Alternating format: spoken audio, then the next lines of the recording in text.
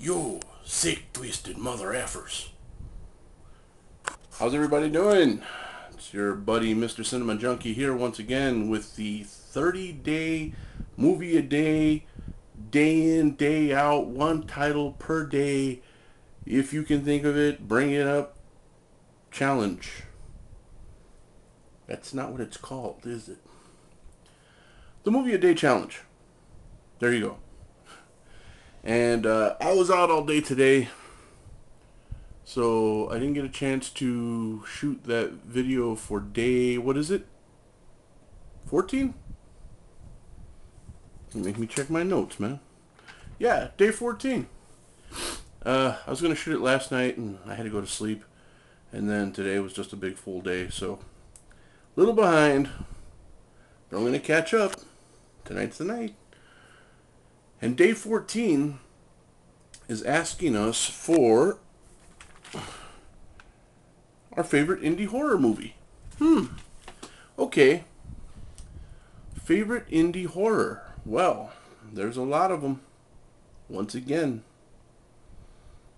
I like this challenge. Do you guys like this challenge? I like this challenge because not only is it one of those things like the Alphabet of Awesome Movies where it brings us all kind of together and kind of comparing notes and we get to see what the other one's going to pick and all that stuff, but as a horror fan, you really get to dig a little bit into the old psyche here. You don't get to just drum up there's the answer. You really start asking yourself because you're not comparing notes so much with other people as you are comparing them with yourself. Because you know those lists are kind of long and you're kind of like, what would be a good one? Indie horror. Now, 3 or 4 days ago I was thinking of that indie horror, and every time I think indie horror I automatically think trauma movies. But I'm going to steer clear of that. And,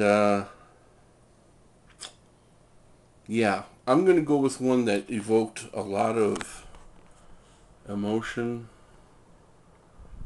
And by emotion, I mean anger. I was really pissed off at the end of this movie. And not because it was a bad movie, but it invoked that kind of feeling in me where I was kind of like... And I don't know if anybody would consider this horror. Although the things that happened in it were pretty horrific. Okay? There is nothing more unnerving than a movie that just kind of just reaches inside and kind of messes with you a little bit.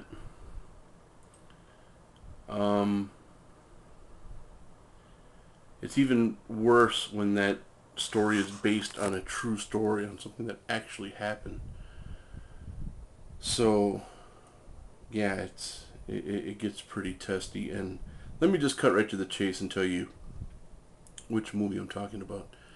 The movie I've chosen for favorite indie horror, again, some people may disagree. It may not be horror to some people, but I'm going with it anyway. And it is The Girl Next Door. Jack Ketchum's The Girl Next Door. Basically a story about a girl and her sister whose parents die in an auto accident and they have to live with their aunt. And their aunt isn't seated very well. The cheese is about to slip off her cracker, you can pretty much tell. She's been dealt a bad hand, and she's not all there. She's kind of like the neighborhood go-to person to get away with things like drinking beer and stuff underage. She kind of caters to the younger people. So she lets them do whatever they want, smoke, drink, whatever in her house. So she gets really abusive towards these girls. Her own kids start doing things to them, kind of touching them inappropriately and things like that. But if they say or do anything against it, then the aunt comes out and starts like punishing them, and it escalates more and more to like pure physical torture. She has the older daughter hanging in the basement, and the children just stand there watching. And it was just little things like that that really got to me, because it was kind of like, really, did that really happen? They just stood there and thought there was nothing wrong with this, like that was normal. Um, they called it a game. They were playing some kind of game with her, and they would make her confess to things that she didn't do. Uh, just it was kind of sick in a way, because the aunt was kind of getting off to it a little bit, making her confess things about touching herself and pleasing other guys, even though the girl was, I guess, for all accounts, was still a virgin. Um, she had the little kids like burn things into her skin with hot needles. There was a scene with a blowtorch.